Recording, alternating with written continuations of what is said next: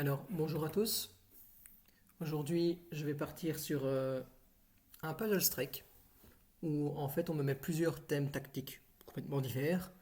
On met à des niveaux plus simples, plus compliqués et ainsi de suite jusqu'à au moment où je vais me tromper. Là, je pourrais recommencer tout à zéro. Mais voilà, au moins, ce sera plus des thèmes vraiment uniques. Ce seront un peu de tout et du coup, ça vous permettra de penser un peu autre chose que toujours dans un thème, tu vas te dire, ah bah tiens, ici c'est math en un, donc je dois réfléchir à un math en un. Non, ici, bon, ici c'est pas un math en un, c'est un math en deux, mais voilà. Ici, ce qu'il faut penser, c'est toujours, encore une fois, les échecs potentiels. Donc si on regarde dame prend H2, roi prend, ça donne rien. Dame ici, roi prend, ça donne rien. Dame ici, pion prend, ça donne rien non plus. Dame ici, ça donne rien non plus. Dame là, tour prend, ça donne rien non plus. Maintenant, il faut envisager tour G6 échec. Le roi, il peut aller où? Déjà, la tour ne peut pas être prise, on ne sait rien mettre entre les deux. Le roi ne sait pas aller là à cause de la dame, il est obligé d'aller là-bas. Et ensuite, quand il est là-bas, qu'est-ce qui se passe? Si on vient mettre une petite dame là, ça fait échec et mat. Donc, celui-ci est assez facile, je ne vais pas y rester pendant des heures. Hop, voilà. 950 Elo, ça reste quand même très abordable pour tout le monde. Ici, on a une tour qui contrôle la colonne B. Le roi ne va pas partir par là. Le roi pourrait prendre le pion ici. Et il pourrait aller là. Et il peut surtout rester ici. Donc, qu'est-ce qui pourrait contrôler les trois cases là? Si on vient mettre une petite tour ici, prendre le pion, ça fait échec et mat. Donc, aussi très facile. Voilà. Les premiers sont en général très simples. Après, ça peut arriver de se tromper aussi par rapidité, on va se dire, quand je joue trop vite, et voilà. Mais en général, ça n'arrive pas. Ici, ce qu'il faut se dire, c'est le roi est en situation précaire. Il est coincé, on pourrait lui mettre un mat de couloir. Peu importe si la tour est là, là, là. De dire, s'il y a moyen de mettre un mat de couloir, c'est un thème que l'on rencontre souvent dans les puzzle rush sur Chess.com par exemple, où on fait échec. Le roi est obligé est forcé à partir par là, et ensuite on sacrifie la dame ici. Le roi étant en prison, on est obligé de reprendre avec la tour, et ensuite on a la tour qui vient faire échec et mat. Bon, ça c'est un thème que vous rencontrerez assez souvent. Et il y a moyen de peut-être le passer en partie officielle, ce serait un peu drôle. Parce que voilà, on peut regarder aussi les autres échecs, mais dame prend à 2, roi prend, et après tu peux essayer d'amener une tour, mais en attendant, t'es quand même moins bien en matériel, donc ça fonctionnera pas. Mais par contre, si on fait dame échec, ça c'est déjà un peu plus fort. Échec, échec, et ensuite échec et mat. Alors ici, il est mignon. Parce qu'il faut essayer, le thème, on va dire ici, c'est l'attraction. On va attirer le roi dans une situation où il va se retrouver échec et mat.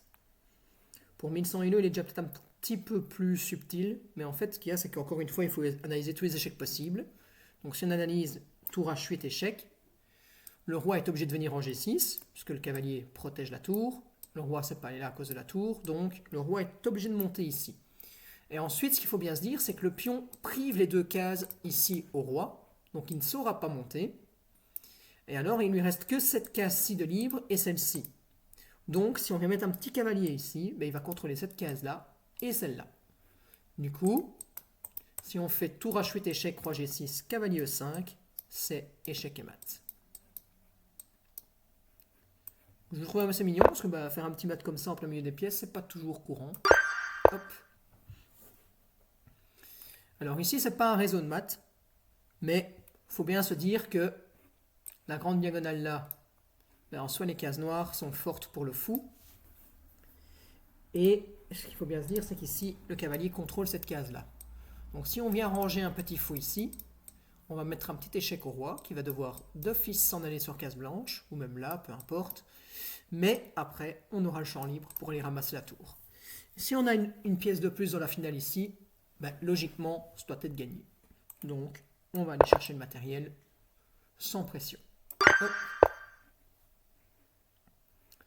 Alors ici, on a 2 tours contre 2 tours. On a 1, 2, 3, 4, 5 contre 5 pions. Situation égale. Comment est-ce qu'on pourrait en tirer profit? En vrai, il est marrant. Parce qu'en vrai, on pourrait vraiment se dire que l'on aurait une possibilité de faire des échecs de couloir comme ça. Mais c'est pas ça du tout ici. L'idée, c'est, j'ai toujours dit dans un problème tactique, les éléments ne sont pas là par hasard. Le pion, si on vient le pousser ici, va contrôler cette case-là. Donc, si on pousse le roi à se retrouver ici, il va se retrouver en échec et mat. Parce que la tour là protège ces 3 cases-là.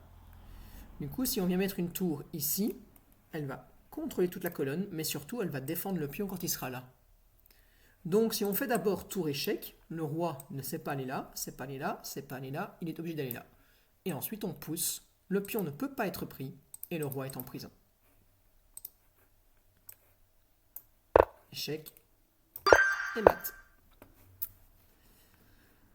Ici, qu'est-ce que l'on pourrait bien avoir d'intéressant? Alors déjà, il faut bien se dire que le roi prive ces cases-là, et que si on arrive à mettre une tour, par exemple, ici, on va contrôler ces 2 cases-là, et le fou tient celle-là. Donc il y a peut-être des raisons de maths. Pour l'instant, j'en ai encore aucune certitude, parce que les cases-là, c'est pris, mais si on fait ça, en soi, la tour peut s'en aller, et ensuite, le roi aurait la case. Donc, je ne suis pas vraiment certain que ce soit ça. Et du coup, il faut bien se dire autre chose. Comme la tour est là, elle contrôle toute la colonne E. Elle contrôle ces 3 cases-là. Comme je l'ai dit, le roi tient ces 3 cases-ci. La seule case qui n'est pas encore attaquée, c'est laquelle? C'est la case F6. Est-ce qu'on n'a pas moyen d'attaquer la case F6 tout de suite? Encore une fois, il faut regarder les échecs possibles. On a fou et 7 échecs, mais bon, il y a tour prend, roi prend, il n'y a rien. Mais si on fait fou des 4 échecs, le roi il ne sait pas s'enfuir, on ne sait rien mettre entre la diagonale, et le fou est imprenable. Donc on se retrouve avec un petit échec et mat des couloirs en un coup. Hop. Un échec et mat des familles, pardon. Bon, ici, ça pue encore les maths. Hein. Le fou tient la grande diagonale, mais en soi, est-ce qu'il est vraiment nécessaire? Je pense que si on fait juste une petite tour ici, on a une tour qui contrôle la colonne G, on en a une qui contrôle la colonne H. Évidemment, ce ne sera pas mat en 1, parce que le fou pourra venir s'intercaler, mais après on reprend, et ça revient au même, c'est mat en H6. Hop, donc petit échec intermédiaire, hop, et checkmate. Hop. Ici, on arrive dans les problèmes à 1200, donc c'est un peu plus dur, mais ça reste encore abordable. Surtout que je pense que je l'ai. Ici, échec. Si le roi recule, on a échec et on gagne la tour derrière. Il faut faire attention qu'il y ait peut-être des réseaux nuls, mais non, parce que la dame sera là, du coup elle tiendra les 2 cases d'échec. Là, où caille la dame, ce sera échec. Enfin, la dame contrôlera la case. Donc déjà, dame D4, ça peut être une solution. Sur roi G8, c'est mat. Ou avec la dame, peu importe. Sur roi F8, échec, roi E7, tour prend tour, c'est gagné. Et sur... oui, il y a aussi dame F6 qui est possible. On va venir intercaler entre la dame et le roi, mais dans ce cas, on fait tour H7, échec, pour éloigner le roi, encore une fois le thème de l'attraction. Et ensuite, on aura dame prend dame, donc on jouera une finale avec dame contre tour. Et alors, il reste encore à envisager F6, auquel coup on va répondre par dame D7 échec, on va revenir sur le roi. Le roi va reculer, mais là, il n'y a pas de raison de mat, c'est dame échec, le roi recule, dame échec, la dame prend la tour, mais du coup, il y a peut-être moyen de se prendre des perpètes. En vrai, je vois vraiment que ça qui soit une solution intéressante, mais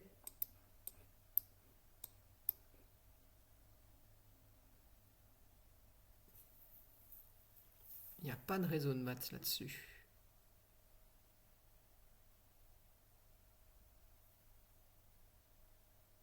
Bon, on va le tenter. Hein. Voilà. Hop. Et je vais faire ne pas aller au problème suivant pour voir la solution de ce qu'il fallait faire sur F6 parce que en soi, c'était quand même plus loin. Hein. Hop, dame D7. Voilà. Ouais, dame H7 c'était jouable, ok. Voilà.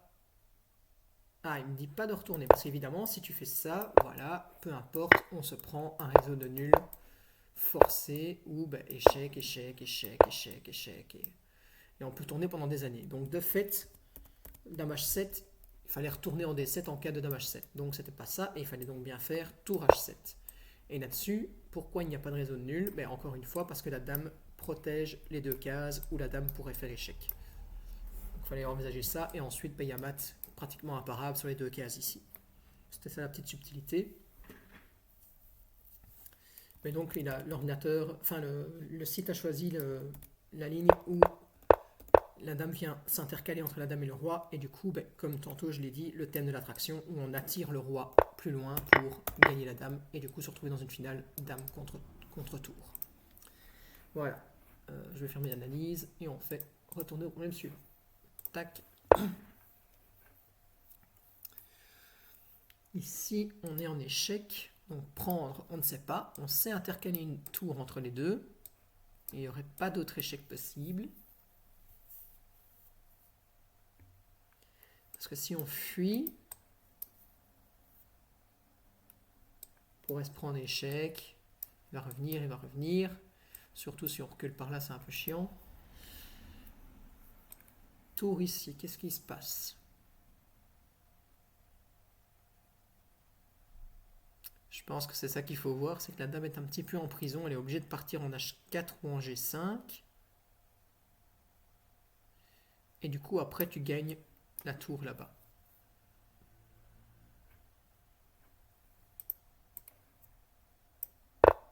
Là, oh oui, j'avais pas pensé à cette case là de fait. J'avais pensé qu'elle était vraiment coincée sur toutes les cases adjacentes, mais il y avait encore cette case-ci de fait. Mais il y a quand même dame prend tour. Qui gagne une pièce tout simplement.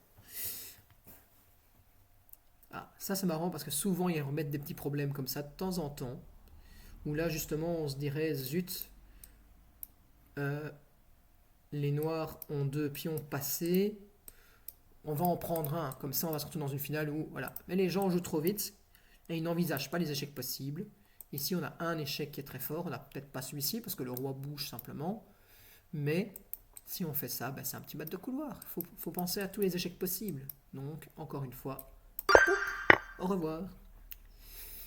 Donc, si on est à 1300 Elo, on a un roi qui est en échec. Si on monte par ici,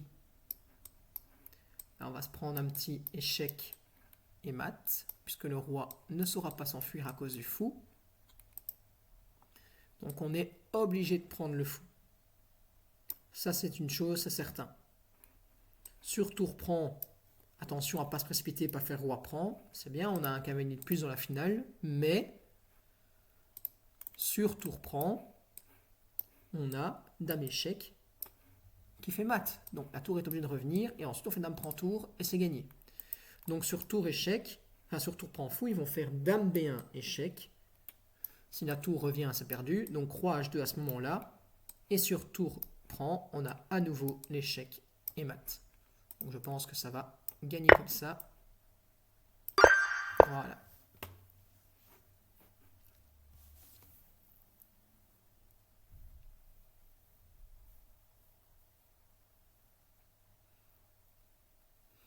Alors ici c'est un peu plus vicieux parce que on pourrait se dire on a dame C7 échec qui est très fort, ça va forcer le roi à reculer, on va avoir échec et mat puisque la tour va protéger le pion là et la dame va protéger ce pion-ci. Donc le roi sera vraiment en prison là-haut. Le problème c'est qu'il faut envisager tout et de fait dame C7 échec n'empêche pas le roi de monter en G6. Alors après, oui, on peut faire promotion, mais il y a deux tours qui sont là pour défendre la case, donc ça ne serait pas très fort. Donc il faut penser à un autre échec ici. Peut-être dame F6. En soi, tour prend, il n'y a plus rien. On donne juste une dame. Tandis que si on pense à dame H6 échec, on est là pour contrôler la case G6, et du coup les noirs ne peuvent pas prendre ce pion. Ils sont obligés de ne pas aller là, mais d'aller ici. Et là, du coup, on peut pousser G7, ce qui va venir faire échec et mat. Dame échec, roi H8 et G7. Dame H6, pardon, échec, roi H8 et G7, échec et mat. Hop. Alors ici, il faut penser qu'on a un fou qui regarde sur le roi. On a une dame qui regarde sur le roi. On a un pion qui pourrait se découvrir sur une dame avec une tour qui va taper là-haut. Donc je pense que la case faible, c'est vraiment la case F2. Si on arrive à loger un fou ici, on va faire échec et on va gagner une tour. Si on fait E4, on attaque la dame. Dame peut reprendre.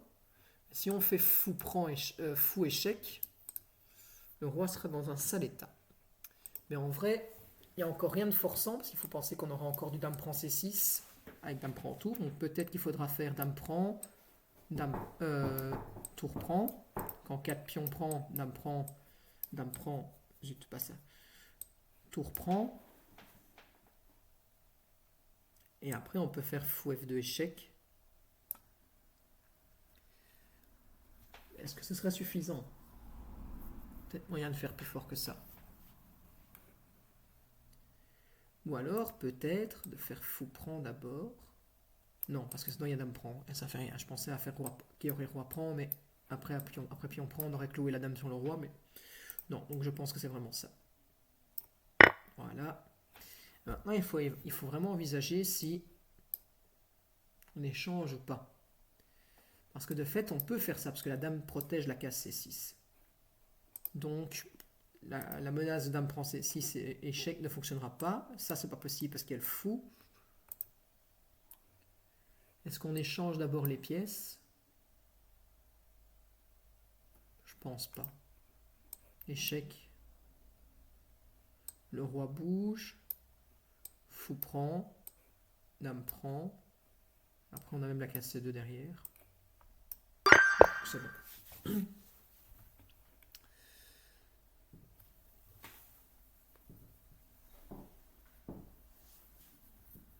Alors, celui-ci ne me saute pas aux yeux. Ah, si. En fait, il faut bien se dire que la tour est surchargée. Il faut se rendre compte que la tour doit défendre à la fois la case de mat, parce que le roi est vraiment coincé. Le fou ne sait pas revenir, parce que sinon après c'est tour prend et c'est mat quand même, et le cavalier ne sait pas revenir non plus. Donc on a vraiment des gros problèmes, c'est que le roi est un petit peu étouffé par ses propres pièces. Mais la tour noire en G8 est là pour non seulement empêcher de se faire mat, mais protéger la dame qui a sa seule défense. Donc si on fait dame prend dame, on éloigne le défenseur de la case F8 et du coup on a mat imparable. Donc sur dame prend dame, les noirs n'auraient pas d'autre choix que de jouer genre tour D8 pour se protéger du mat, même tour E8 pour au moins ne pas perdre le cavalier avec. Mais en attendant, dame prend tour E8. Bah, j'ai gagné une dame, je suis content. Donc, à mon avis, les noirs ne vont même pas jouer tour E8, c'est fini ça. Si? Ah bah non, tour prend G7, du coup, tour F8, fou E8. Ah, ça me fait mal parce que du coup, le fou s'intercale, il y a quand même roi D7. Mais bon, après, on a la tour derrière. J'avais pas pensé que si on faisait ça, il y avait plus de pièces qui obstruaient le roi. Hop. Voilà.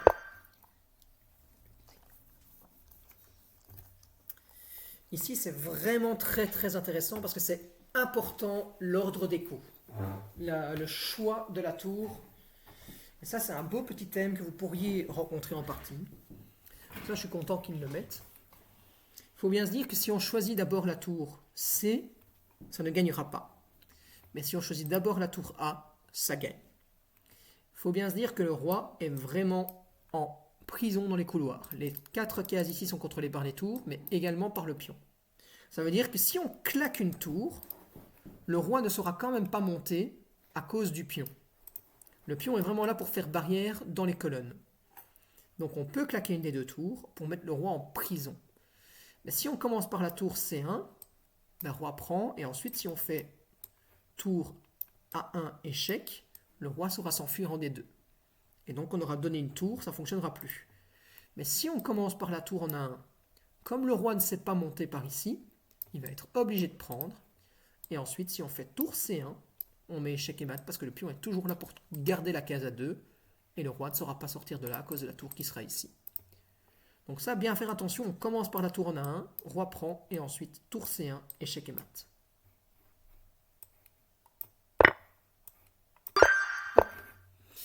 Alors ici, c'est un petit thème de finale. Souvent, les finales, c'est la course à qui va aller plus vite. On est déjà quand même mis à 1450, c'est un poil un peu plus difficile que des maths en Inde, un truc ainsi, mais il suffit simplement de compter le nombre de coups. Si on fait A prend B3, on met échec. Le roi va évidemment reprendre. Sinon, bon, on va se retrouver avec un deuxième pion qui pourrait courir. C'est une perte de temps pour les blancs, pour les noirs. Donc sur A prend B3, on va jouer roi prend B3. Et ensuite, on fait H5, A4, H6, A3, H7, A2, A8, A1. Et ensuite, dame prend dame. Donc, on est une case plus rapide. Alors maintenant, les noirs ont peut-être compris ça et ils vont essayer de revenir dans le carré. Ah, le carré, c'est jamais que ça, hein. Donc là, de fait, ils pourraient être dans le carré s'ils réagissent tout de suite. Donc sur A prend B, roi là, H5, roi là. Donc là, ils pourraient être dans le carré. H6, roi F7, H7, roi G7 sont dans le carré. Mais dans ce cas, nous, on peut courir, prendre le pion ici, et ensuite, le temps qu'il ramasse le pion là, on va aller chercher notre pion là-bas. Donc je recommence. A prend B, roi D5, H5, roi E6, H6, roi F7, H7, roi G7, roi prend F. Roi prend H, roi E5, roi G6, roi D5, roi F5, roi C5, roi prend pion, roi ici, on a 4. Ah non, le roi est en F5. Donc, comme ça, roi E4 ou roi D3, roi E3, mais on va peut-être plutôt dire roi E5 du coup. Roi prend pion, roi D5, et du coup, là on vient se mettre en B6 pour garder les 3 cases. Ensuite on se mettra en B7, et ensuite on aura la promotion qui sera faisable. Ça, je vais plutôt le faire en analyse, parce qu'avec toutes les flèches, ça devient compliqué. Donc, du coup, je vais couper ça. Et on va faire donc A prend B. Surprise, on a ça, ça. Ah, ils arrêtent là. Alors, maintenant, je mets l'analyse. Pour recommencer sur les flèches. Ici, admettons, les noirs comprennent qu'ils doivent revenir dans le carré. Et du coup, ils se disent, on va jouer ça. Donc, H5, roi E6. Ah, bah de fait, oui, il y a encore cette possibilité de couper le roi directement. Oui, c'est encore plus facile. Je n'avais pas pensé à ça. J'étais parti dans un long truc comme ça, mais ça gagne quand même toujours, hein. Hop, hop, hop, hop, hop. C'est juste que c'est beaucoup plus long, mais l'idée est vraiment la même. Hop, hop, hop. Et ensuite, on vient se mettre devant pour tenir la possibilité de mater, d'aller mettre une promotion. Mais c'est vraiment plus simple de le faire directement là-bas. C'est vrai que c'était pas très malin de ma part. Tu pars directement sur roi G6. Là, le roi ne sait pas s'approcher. Et ensuite, bah, on se met carrément en G7. Et du coup, la promotion est imparable. Donc c'est encore plus facile comme ça. Désolé du coup d'être parti dans un long calcul à la con. Mais voilà. Hop. On va couper ça. Pourquoi je ne sais pas passer au suivant? Ah, faut que je recommence. Mais bizarre ça.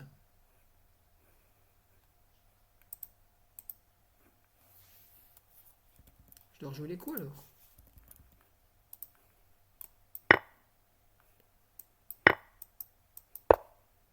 Allez, hein. Mais pourquoi c'est bugué?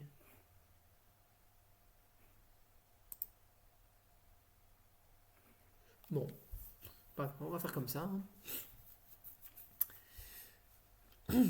Donc on reprend du coup sur le 18e, qui est toujours en 1470. On a un roi qui est quand même un peu en situation précaire. Je pense que si on met échec, on a quand même de bonnes chances. Le truc, c'est que je vois pas le gain. On a dame D3 échec. Si le roi vient en E1, évidemment, dame E2, c'est mat. Sur dame échec, roi G1, cavalier ici, échec en E2. Si le roi revient en F1, on a cavalier prend, tour, échec intermédiaire.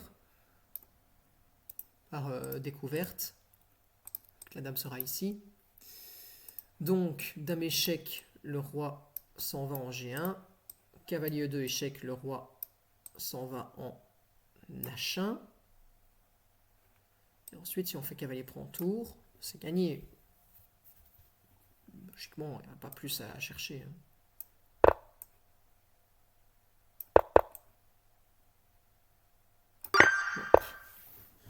Je pensais peut-être qu'il y avait un réseau de maths forcé, mais il n'y a rien.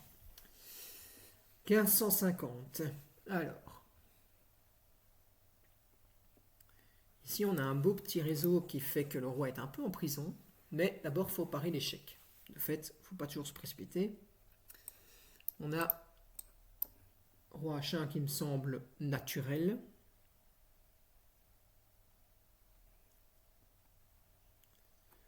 Attention que l'on pourrait se prendre des cavaliers G3 échec, vu que le roi est en prison, H prend G serait forcé, et on aurait peut-être des dames qui pourraient rentrer. Ça pourrait être dangereux. Roi H1, cavalier G3, H prend, et dame H4 qui serait très problématique. Mais, est-ce qu'ils ont le temps de faire tout ça? Parce qu'une fois que la dame est en G3, mince. Nous, on a le temps de faire tour prend tour échec. Le roi est obligé de monter. Tour échec. Le roi est obligé de monter. Promotion dame.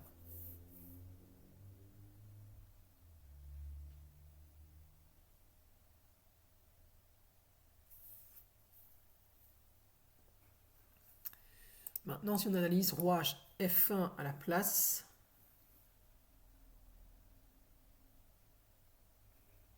là, on se prendrait dame F4 échec qui gagne le cavalier. Enfin, le cavalier peut revenir en F3.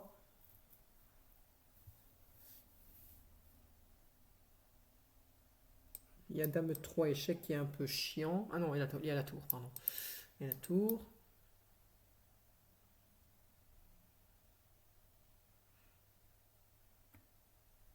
Même sur roi F1, en fait, c'est dommage parce que du coup, il y a dame prend H2 qui est fort embêtant. Après, une dame peut rentrer ici et mettre des échecs perpétuels. Donc, à mon avis, c'est quand même roi H1.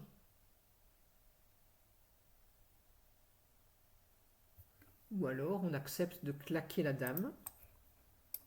Faire dame prend fou, échec. Cavalier prend. Tour prend. Le roi monte. Tour échec. Le roi monte. Promotion. Et après, il y a roi prend G5. On a gagné la tour. À mon avis, il vaut mieux rentrer dans une ligne qui est justement très forçante. Échec. Peu importe avec quoi on prend. Ensuite, on a tour prend échec. Le roi ne sait pas aller là, il est obligé d'aller là. Échec, le roi pourrait monter ici, c'est vrai, mais on a toujours échec. Ouais, non, je pense que c'est ça. Ouais, c'était pas assez compliqué. Et donc c'était important de regarder quand même les autres suites, de se dire, tiens, est-ce que c'est intéressant ou pas? Non, parce qu'on donne des opportunités aux noirs, et s'ils ont le trait qu'ils peuvent commencer à mettre échec, échec, échec, il y a un moment où on pourrait se planter. Parce que si c'est nous qui commençons à mettre échec, au moins on a le contrôle de la situation, et du coup on arrive à des positions qui sont plus intéressantes. Ici, on a peut-être quand même un assez bon contrôle des cases noires, avec un fou qui pourrait venir attaquer, la dame qui pourrait rentrer quelque part. Mais j'avoue que je ne vois pas ce que c'est comme ça rapidement.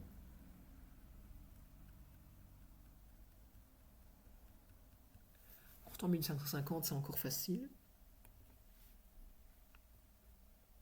Un cavalier. Ah, un cavalier. Ici, ça peut être intéressant. Plus le cavalier est défendu par le fou. Il y a toujours le pion qui garde la case là, donc la dame ne sait pas venir mettre échec. Le cavalier sera là, bien sûr.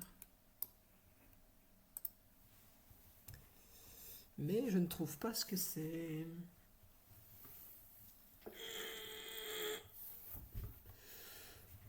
Oui. Prend des 4. On a dame prend D qui vient faire des menaces par ici. C'est clairement pas la bonne solution. Et même si sur E prend D, dame prend, on a fou F6 qui interfère, la dame revient simplement en D2, et c'est reprendre le fou en défense. Donc on ne peut vraiment pas être repris en D. Le problème, c'est qu'il n'y a pas de menace directe. J'ai l'impression qu'en éloignant le cavalier de la case là, évidemment, oui, on aura l'échec, c'est pas ça, mais il y a des tours qui vont quand même pouvoir rentrer un jour ou l'autre aussi. Hein. Ici, on a des problèmes qui sont quand même un poil plus compliqués.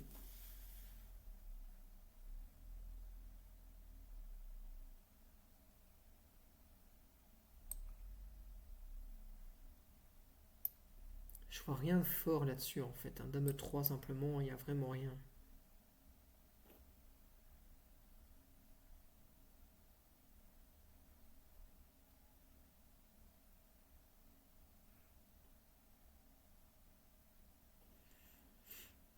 Fou D6, E5, il n'y a rien non plus. Bon, bah il faut tenter quelque chose. Hein. Ah, mais oui, préféré cavalier H4 pour évidemment la menace en H3 et ensuite dame G2 mat. Et c'est pratiquement imbloquable. À part faire dame prend et puis on prend. J'ai pas pensé à la menace par là. J'étais fort concentré sur les cases noires et j'ai pas pensé qu'il y avait des menaces sur les cases blanches. Bon, il était fort, évidemment assez simple, mais quand on part dans le mauvais calcul et qu'on des fois on n'a pas envie de rester pendant 3 heures dessus et bah voilà, on fait le mauvais choix. Un peu dommage, il était facile. Mais voilà, bah, j'espère que cette vidéo n'aura pas été trop longue quand même et bah, j'espère que vous aurez quand même trouvé des trucs intéressants à regarder. Je vous souhaite à bientôt et bah, bonne journée à tous.